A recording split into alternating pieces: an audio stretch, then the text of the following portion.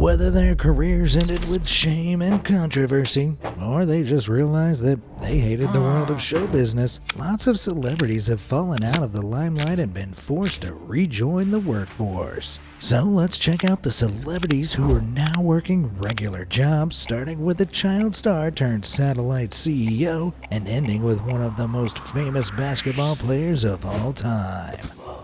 First up is a former celebrity who went from child star to stargazer, Bridget Mendler. She first won America's hearts on the Disney Channel in the late noughties with her role in Good Luck Charlie and Lemonade Mouth. Then in 2012, she released an album called Hello My Name Is, which reached number 30 in the US and featured the multi-platinum hit song Ready or Not. From Miley Cyrus to Selena Gomez, the 2010s were the decade of the Disney star. But unlike her peers, Bridget made a huge career U-turn. She did a handful of small acting roles until 2017 when she quit the entertainment industry altogether to go to the Ivy League university MIT. Check out the big brain on Brad. Bridget graduated with a master's in media arts and sciences in 2020, and then, as if that wasn't impressive enough, she went to Harvard Law and received her doctorate in 2024. What, like it's hard? But Mendler's achievements don't end there. In 2023, she decided to add CEO to her resume as well by co-founding her own satellite data startup,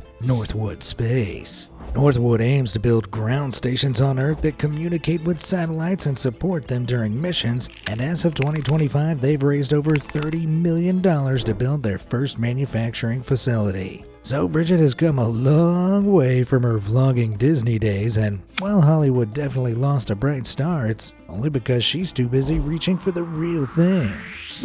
But Bridget isn't the only Disney Channel starlet who hung up the Mickey ears in favor of an alternate career. Jennifer Stone is a former child actor best known for starring alongside Selena Gomez in Wizards of Waverly Place. Wizards was hugely successful, spawning 4 seasons and 2 made-for-TV films, as well as launching Selena Gomez to international stardom. But Gomez's on-screen best friend Jennifer stepped back from the entertainment industry after the show ended in 2013 and went to college to study psychology. Initially, she planned on returning to acting when she graduated. However, when Jennifer turned 20, she got diagnosed with type 1 diabetes, so she decided to switch majors to nursing to better understand her body and left showbiz behind for good.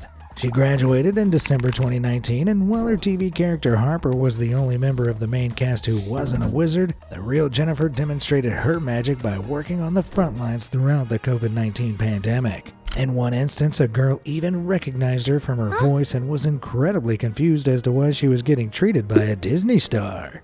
Jennifer still works as a nurse to this day, though in 2023 she teamed up with her ex-co-star David DeLuise to create the Wizards of Waverly Pod, where they discuss the process of making the show. So Nurse Stone still has her ties to her Disney roots, and it shows it's never too late to cash in on some nostalgia.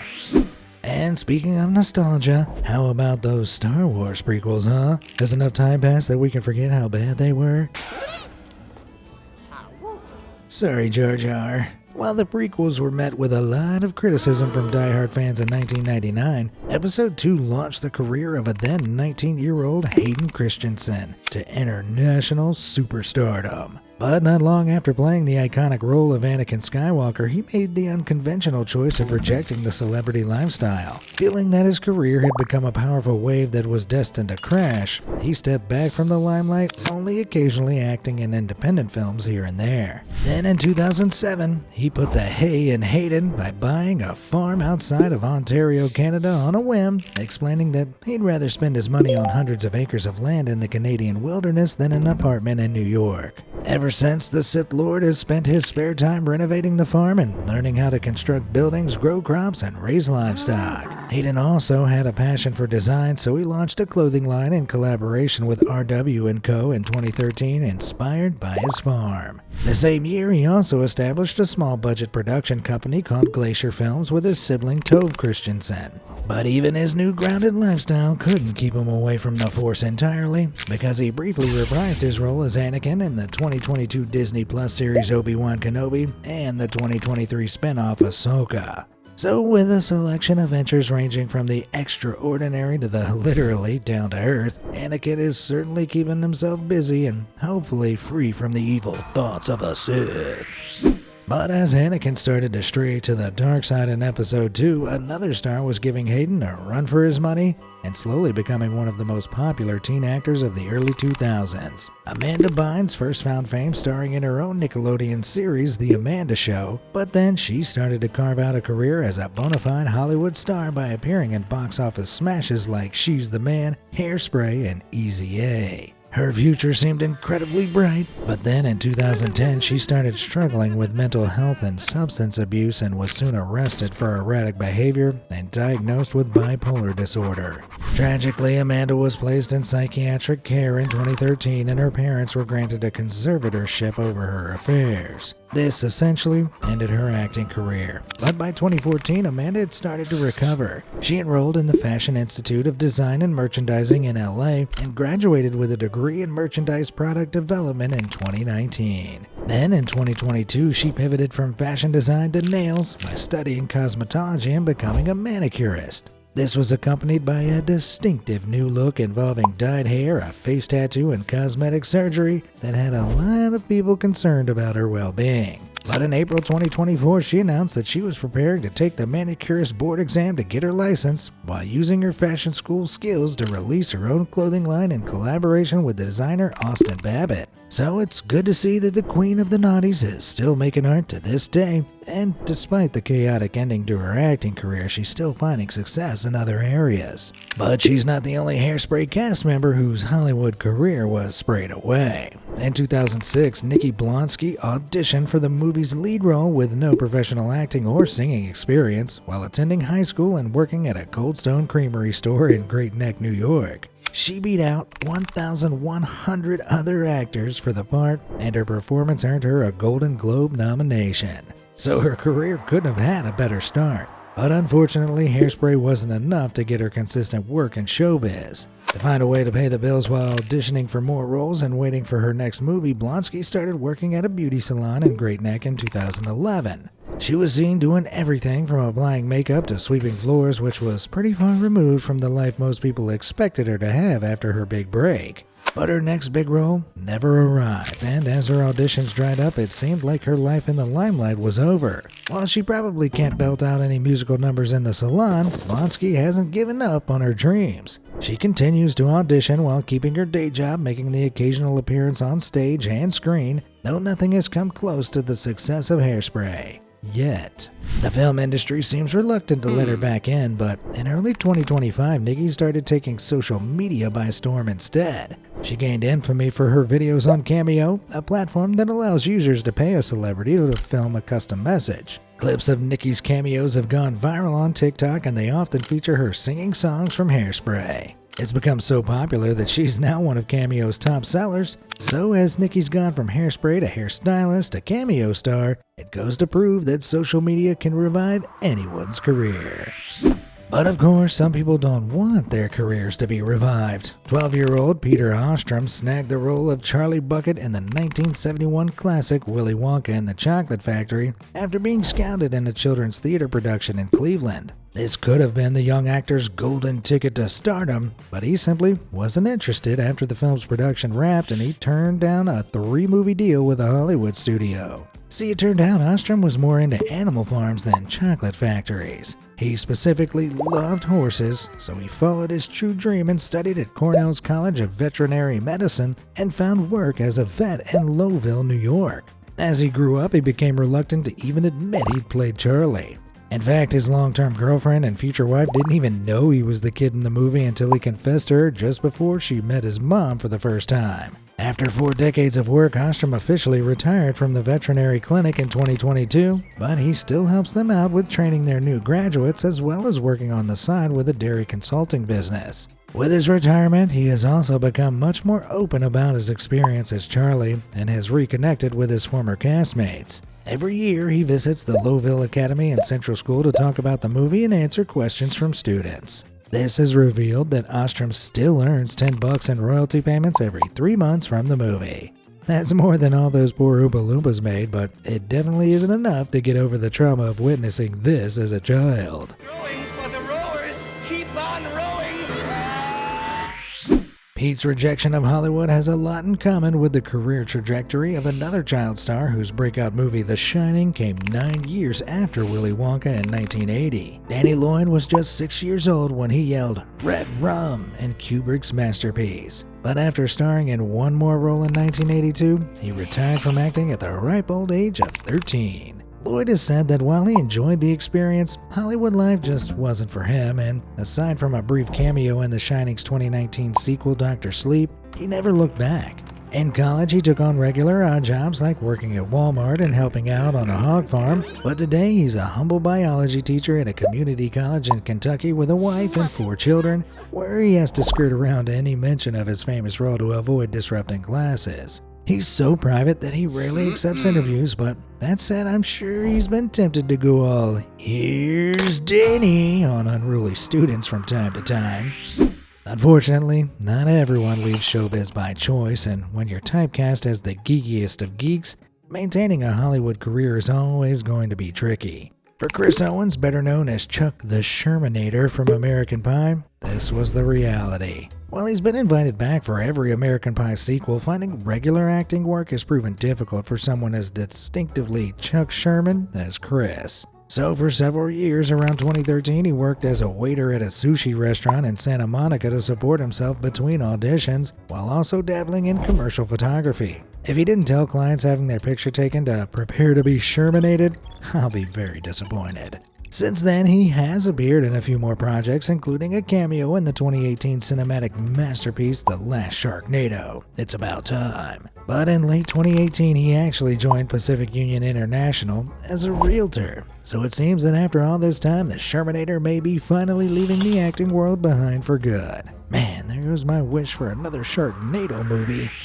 Chris isn't the only ex-actor who's been seen bussing food and drinks, and this next waiter's Hollywood career ended with a serious scandal. Armie Hammer is an American actor known for his roles in The Social Network and Call Me By Your Name. However, he's arguably even more famous for the unsavory accusations that were levied against him in 2021. He was embroiled in several serious controversies and accused of cheating on his wife, being violent in past romantic relationships, and having a desire to try eating human flesh? Well, that's not something you hear every day. Though Armie has denied it all, the incident was serious enough that he got essentially blacklisted from the entertainment industry, which might explain why in 2022 some viral pictures showed him working at a hotel in the Cayman Islands. An image was leaked on Twitter of a pamphlet featuring him as the hotel's concierge, but Armie's attorney claimed that this was just a prank. And that doesn't explain why Armie was also photographed wearing the hotel's uniform and filmed explaining the hotel's timeshare pricing with some guests. The truth was out. After his ejection from Hollywood, the once critically acclaimed actor was flat broke and working in hospitality to make ends meet. Despite his attorney trying to cover his tracks, Armie admitted in 2025 that the pictures were real, and as well as working at the hotel, he'd also dabbled as a gardener at a local school. Armie has since tried dipping his toes back into acting, to little success, and the only thing he's featured in as of 2025 is his own podcast, Armie Hammer Time. You admit you want to barbecue human ribs one time.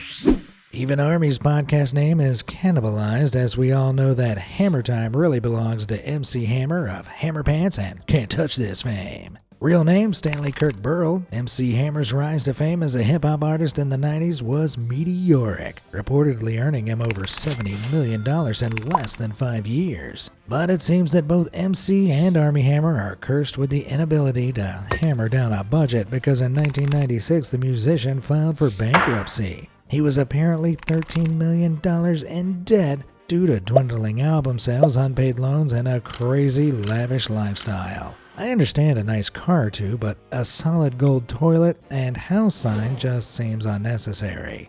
I am never going to financially recover from this. It was hammer time for Staley to get an accountant and pawn off his belongings, and in 1997 the singer did have to sell his California mansion for $5.3 million. But on the plus side, this bankruptcy filing appeared to reconnect him with his religious roots. He started a television ministry called MC Hammer and Friends and became an ordained minister, officiating celebrity weddings like the one between Corey Feldman and Susie Sprague. In fact, he even declared that the MC in his name stood for Man of Christ. Sure, buddy. The legend of MC Hammer doesn't end there, because by 2024, the Man of Christ had pivoted again to Silicon Valley, where he became one of America's most respected tech investors. He's invested in huge ventures like the POS system Square and Twitter, and Hammer also consults and advises these companies with his business expertise. I don't think anyone's had a crazier career trajectory. Man of Christ, more like Jack of all trades. In fact, the only person whose resume can rival Hammer's for weirdness is Angelina Pivarnik. She's best known for appearing on the first 2 seasons of the MTV reality show Jersey Shore in 2009 and 2010. In both seasons, she was evicted from the show early on for refusing to do what the producers told her and getting into a confrontation with a fellow castmate. Shockingly, she wasn't invited back for the 3rd season.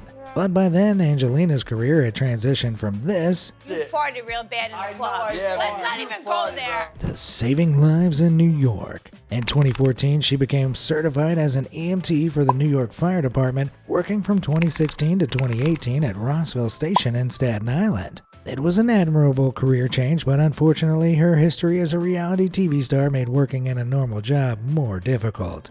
She was subjected to some disgusting workplace harassment from a superior, partially because of her TV persona as a party animal. She actually sued the fire department for their failure to stop the abuse and was paid a settlement of $350,000. The lawsuit was a big deal, and it helped create a new FDNY policy that prevents bosses from dating their employees. So Angelina's impact will be felt in fire stations across the state, that's for Jersey sure. But if any New Yorkers still have get resuscitated by a former TV star on their bucket list, don't hold your breath. In 2018, Angelina quit the FDNY amidst all the harassment, and she was actually able to rejoin her Jersey Shore castmates in the revival Jersey Shore Family Vacation. She's been on the show ever since, so technically she doesn't still work a normal job, but hey, who else can say that they saved lives during their sabbatical from showbiz? Definitely not Armie Hammer.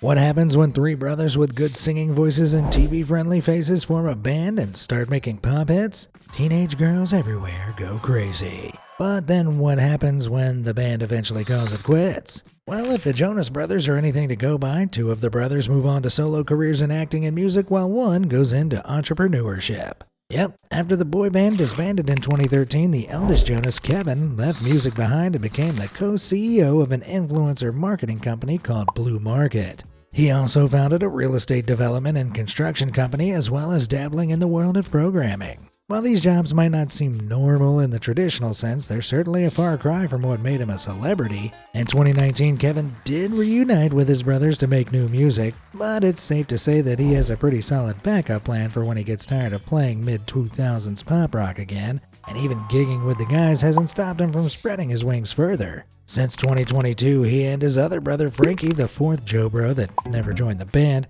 have hosted a reality competition show on ABC called Claim to Fame. Man, at this point, I'm losing track of Kevin's claim to fame. The Jonas Brothers were the face of regrettable 90s hairstyles, but arguably the most distinctive duo in the 2000s belonged to another young starlet that sung, danced, and cartwheeled on that classic kids show, Lazy Town. Stephanie's pink bob was so recognizable that casual viewers of the show might not even realize that underneath the wig, the character had multiple actresses across Lazy Town's 4 seasons. 3 young actors played the role, but the most recognizable is Juliana Rose Moriello, who was the original Stephanie for Lazy Town's first 2 seasons between 2004 and 2007. After the 2nd season, Juliana turned 16 and left the show as she felt she was too old to continue playing an 8-year-old character. At first, she took a few small acting roles to keep her career going, but then she left showbiz entirely and started focusing all her attention on her education. She studied occupational therapy at Columbia University, and in 2018, Juliana became board certified as a therapist. Today, she works full-time as a pediatric occupational therapist at a center for child development and sensory play. So she went from fighting Robbie Rotten to battling children's problems, and as LazyTown was all about making kids healthier and more active, Juliana actually hasn't strayed too far from her roots.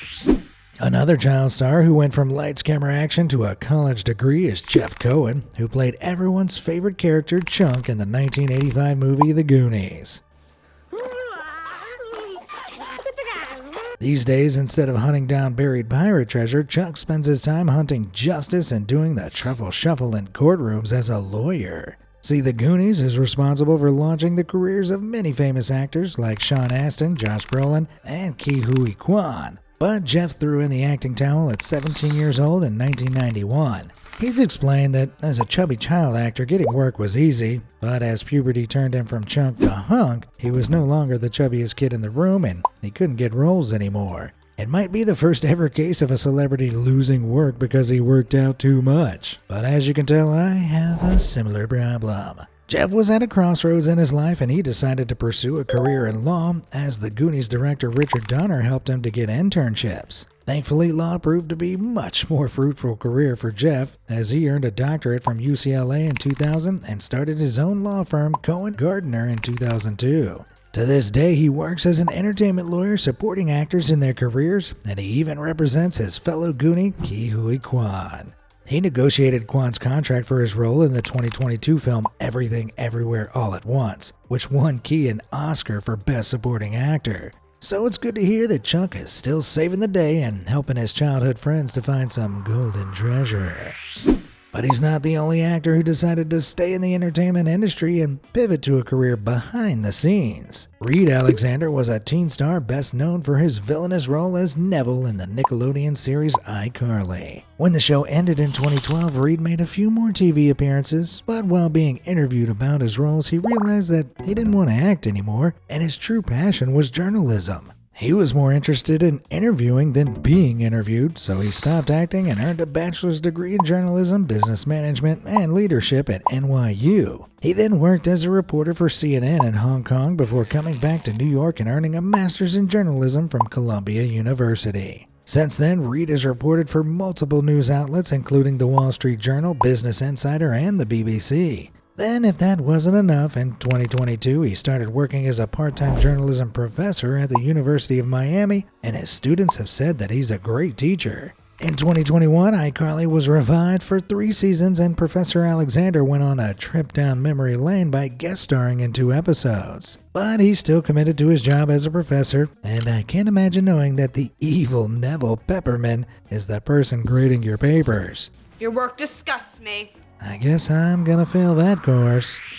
The one thing crazier than walking into class and seeing Neville as your prof would be walking into the new house you're buying and seeing Vanilla Ice renovating the kitchen. See, most people think Ice melted off the face of the earth after his stint as a rapper in the 90s, so you might be surprised to hear that he's still raking in around $300,000 of profit on each of his new projects, and I'm not talking about albums. While Ice Ice Baby was a mega hit, Robert Van Winkle found it difficult to repeat his success. So after years spent struggling with addiction, he turned away from music and found something more solid than Ice: real estate. See, during the height of his fame, instead of staying in hotels like most traveling musicians, Vanilla bought houses in all the cities on his tour routes. As his career slowed down, he panicked about the amount of money he'd sunk into the properties, so he sold them all and found that he'd actually made a profit. This sparked an idea, and he soon put music on hold and spent all his time buying old dilapidated houses and flipping them, before selling them for huge gains.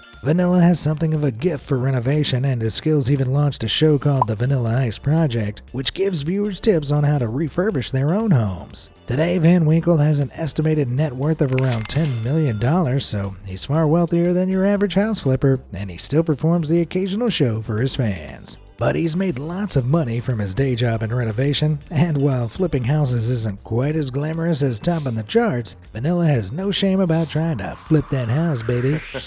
And hey, when you move into your new house that was fixed up by one has-been, you can get another to stock your new kitchen with avocados. As the owner of arguably the most famous mustache on TV, you might expect Tom Selleck to still be enjoying an illustrious on-screen career. But after gaining fame as Magnum P.I. in the 80s and starring in several roles over the next 20 years, the 2010 saw Selleck's acting career slow right down. So instead, the mustachioed icon started focusing on a new job that's pretty unconventional. And what started as a relatively casual business venture in 1988, Selleck has now fully established himself as an avocado farmer at his 63-acre California ranch, purchased from comedy legend Dean Martin right after Magnum P.I. ended. Tom spends much of his time working on the land, fixing roads, and clearing brush, and the farm has been so successful under his watch that it's now worth $12 million. In fact, Tom is such a cutthroat avocado businessman that he's actually gotten into some hot water due to his farm's practices. In 2015, a serious Californian drought threatened to destroy his land, so he stole 1.4 million gallons of water from a local fire hydrant to keep his crops alive. Ironically, the city district hired a PI of their own to figure out who stole the water, and when it was revealed the thief was Magnum himself, Tom had to settle the resulting lawsuit for $21,000. The plot twist is that Tom doesn't even like avocados, but chooses to grow them nonetheless. So if any of you Californians have eaten avocado on toast recently, it's likely that you've directly contributed to Magnum P.I.'s retirement mustache fund.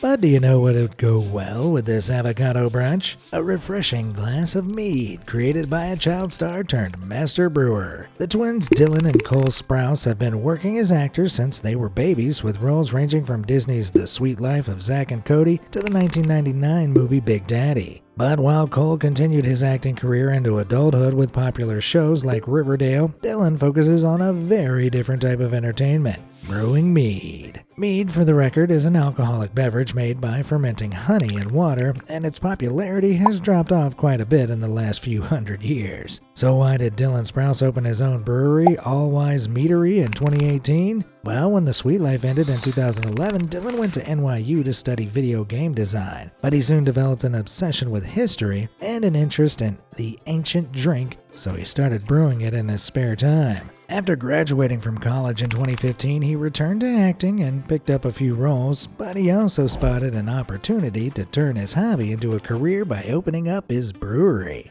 So as of 2018, he was commuting to work like the rest of us, showing up to brew his drink, host tastings, and lead distribution deals. With his mead retailing for $30 a bottle, it became a surprising source of stable income for the Sweet Life star. However, since 2020, the All Wise Meadery's social media pages have been inactive, and in early 2024 the website closed, so it seems that the drinks business has dried up for good. In the years since, Dylan has continued acting in some indie movies while largely staying out of the spotlight. But in 2021, he did co-found a high-protein yogurt called Thor Skyr that's based on a 1,000-year-old Icelandic recipe. So at least the collapse of his honey mead hustle hasn't stopped his love for historic food and drink.